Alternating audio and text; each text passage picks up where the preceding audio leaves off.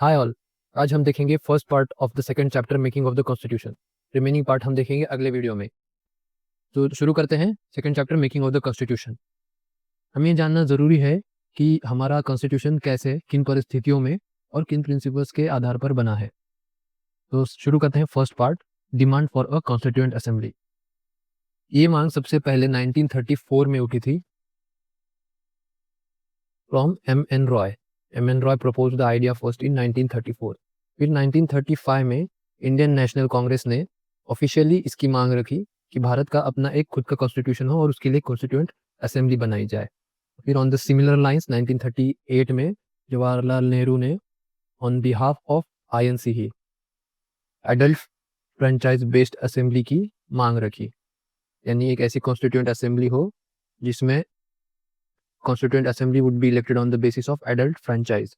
लेकिन ये मांग तभी पूरी हुई जब ब्रिटिश सरकार ने इसे प्रिंसिपली 1940 के अगस्त ऑफर में स्वीकार किया।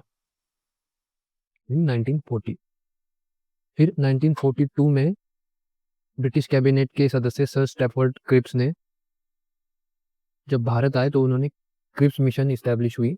इसमें प्रस्ताव था कि वर्ल्ड वॉर 2 के बाद इंडिया को एक इंडिपेंडेंट कॉन्स्टिट्यूशन बनाने का परमिशन दी जाए, लेकिन ये प्रपोजल रिजेक्ट हुआ फ्रॉम मुस्लिम लीग, क्योंकि मुस्लिम लीग चाहती थी कि भारत के 2 हिस्से हो और 2 अलग अलग कॉन्स्टिट्यूएंट असेंबली बनाई जाए। आखिरकार 1946 में ब्रिटिश सरकार ने कैबिनेट मिशन भारत भेजा, जिन्होंने प्रपोज की वन असेंबली, सिंगल असेंबली, जो हिंदुस्तान के सभी हिस्सों British India and princess states को मिलाकर बनाई जाएगी। ये योजना मुस्लिम लीग को भी कुछ हद तक स्वीकार लगी और एक संविधान सभा यानी कॉन्स्टिट्यूएंट असेंबली का इस्टेब्लिशमेंट हुआ।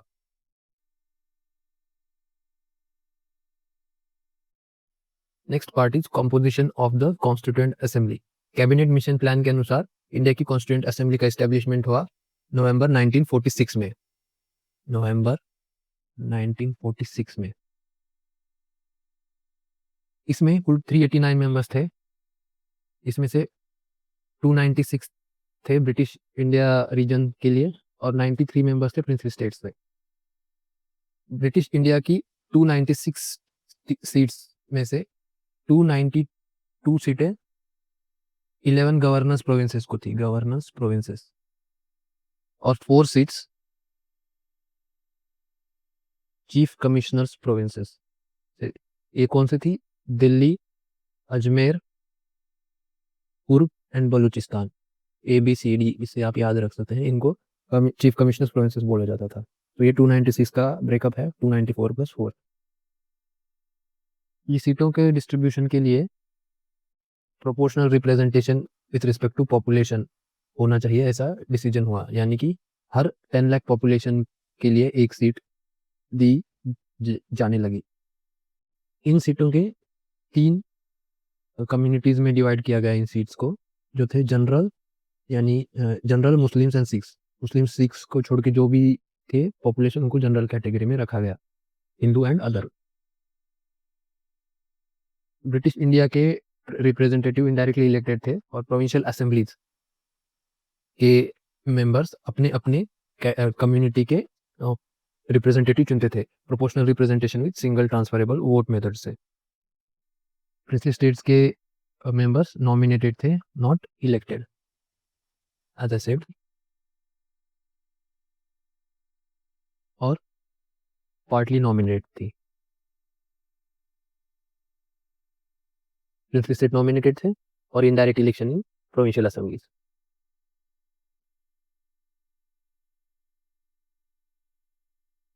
Next part is elections and representations.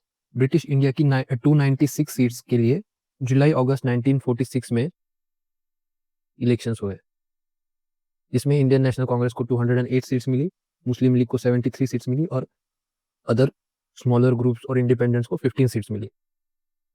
ध्यान देने वाली बात यह है कि प्रिंसली स्टेट्स ने शुरू में चुनाव में भाग नहीं लिया था, इसलिए उनकी 93 सीट्स खाली ही रही। हालांकि असेंबली सीधे यूनिवर्सल एडल्ट फ्रेंचाइज से नहीं चुनी गई थी, लेकिन इसमें इंडिया के हर मेजर ग्रुप का रिप्रेजेंटेशन था ही। हिंदूज, मुस्लिम्स, सिख्स, क्रिश्चियंस और अदर शेड्यूल्ड कैटेगरीज और विमेंस भी। इसमें बस एक इम्पोर्टेंट मेजर लीडर्स थे एक्सेप्ट महात्मा गांधी इसमें शामिल थे। Next part is working of the constituent assembly. First session हुआ 9 दिसंबर 1946 को कॉन्स्टिट्यूएंट असेंबली का।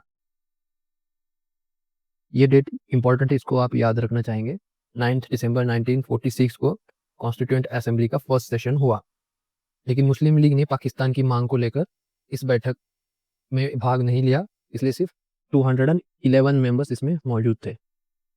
इस सेशन के प्रेसिडेंट, टेम्पररी प्रेसिडेंट थे डॉक्टर सच्चिदानंद सिन्हा। ये क्वेश्चन एक बार एग्जाम में आया हुआ है पहले, जो कि सीनियर मेंबर थे। बाद में डॉक्टर राजेंद्र प्रसाद को परमानेंट प्रेसिडेंट चुना गया, परमानेंट प्रेसिडेंट। इसके साथ ही 2 वाइस प्रेसिडेंट बनाए गए, HC Mukherjee and VT Krishnamachari. अब असेंबली में एक स्ट्रक्चर तैयार हो गया था, जिसमें एक प्रेसिडेंट और 2 VPs थे, और कमिटीज भी बनाई गई। Under these people committees were form to work on different subjects. Next part is objectives resolution. 13 दिसंबर 1946 को जवाहरलाल नेहरू ने कॉन्स्टिट्यूएंट असेंबली में ऑब्जेक्टिव्स रिजोल्यूशन पेश किया, जो आगे चलकर भारत के कॉन्स्टिट्यूशन का एक कोर सोल टाइप बनाया, जो कि कॉन्स्टिट्यूशन के लिए एक प्रिंसिपल की तरह काम करने लगा। इस रिजोल्यूशन में इंपॉर्टेंट चीजें बोली गई कि इंडिया को एक सॉवरेन इंडिपेंडेंट रिपब्लिक बनाना है, सभी स्टेट्स और रीजन्स को यूनियन में मिलाया जाएगा, और स्टेट्स को ऑटोनॉमी मिलेगी और रेसिडुअरी पावर स्टेट्स के पास ही रहेगी। स्टेट्स, मल्टीपल स्टेट्स से यूनियन बनेगा और रेसिडुअरी पावर्स स्टेट्स के पास ही रहेगी, और स्टेट्स को ऑटोनॉमी भी रहेगी। पावर इसमें एक बोला गया कि people of India would be source of power, kind of ये डेमोक्रेटिक बेसिस का एक टाइप से डिक्लेरेशन ही था। और इसमें गारंटी भी दी गई जस्टिस, सोशल इकोनॉमिक और पॉलिटिकल जस्टिस, बाद में equality, freedom of thought expression etcetera, और माइनॉरिटीज और बैकवर्ड क्लासेस को सेफगार्ड करने का प्रॉमिस भी दिया गया, और इंडिया की टेरिटोरियल इंटीग्रिटी और सॉवरेनिटी को भी इसमें सुरक्षित करने की गारंटी दी गई। इसको अनोनिमसली, यानी कि एक भाव से 22 जनवरी 1947 को अडॉप्ट किया। ये एक इम्पोर्टेंट फैक्ट है, जिसमें कि बहुत सारे कैंडिडेट्स कंफ्यूज होते हैं कि objective resolution was adopted on 22 January 1947. This became the foundation of preamble and then for constitution. Next part is changes after Independence Act. Independence Act 1947, जो कि हमने पिछले वीडियो में देखा था, उसने कॉन्स्टिट्यूशन बनाने के प्रोसेस में 3 इंपॉर्टेंट चेंजेस किए थे कि अब कॉन्स्टिट्यूएंट असेंबली एक पूरी तरह सॉवरेन बॉडी बन चुकी थी। ब्रिटिश पार्लियामेंट का इसमें कोई भी इंटरफेरेंस नहीं था ब्रिटिशर्स का, और ऊपर से ये लेजिस्लेटिव बॉडी बन गई। लेजिस्लेटिव यानी मेक लॉज, यानी इन्हें सिर्फ कॉन्स्टिट्यूशन बना रहे थे, बल्कि इंडिया के लिए एक ऑर्डिनरी लॉज भी बना सकते थे। ये कॉन्स्टिट्यूएंट असेंबली में पावर मिल गई कॉन्स्टिट्यूएंट असेंबली को। जब असेंबली कॉन्स्टिट्यूशन बनाती थी तो अध्यक्ष होते थे राजेंद्र प्रसाद, और जब लेजिस्लेशन यानी लॉज बनाते थे तब प्रेसिडेंट होते थे GV मालवनकर। ये कंफ्यूजन हो सकता है कुछ लोगों को कि कॉन्स्टिट्यूशन बनाते वक्त प्रेसिडेंट होते थे राजेंद्र प्रसाद और लेजिस्लेशन बनाते वक्त प्रेसिडेंट होते थे of constituent assembly GV Malvankar. ये चला 22 नवंबर 1949 को। बाद में पार्लियामेंट्री पावर्स तो कॉन्स्टिट्यूएंट असेंबली के पास ही रहने लगी। इस असेंबली की टोटल स्ट्रेंथ रिड्यूस हो गई 389 से लेके 299 पोस्ट तक, जिसमें से ब्रिटिश प्रोविंसेस के पास थे 229 और प्रिंसली स्टेट्स के पास थे 70 सीट्स, यानी कि टोटल 299 पोस्ट। ये क्यों हुआ? क्योंकि मुस्लिम पार्टीशन के बाद जो मुस्लिम लीग अलग हो गई पाकिस्तान में, जो इन्वॉल्वमेंट के बाद उनके मेंबर्स कम हो गए, तो 389 से 299 स्ट्रेंथ रह गई। That's it for this chapter. अगला पार्ट और अगले सेक्शंस हम देखेंगे नेक्स्ट वीडियो में। तो इस वीडियो को लाइक, सब्सक्राइब और शेयर करना ना भूलें। Thank you. Hope you like the video.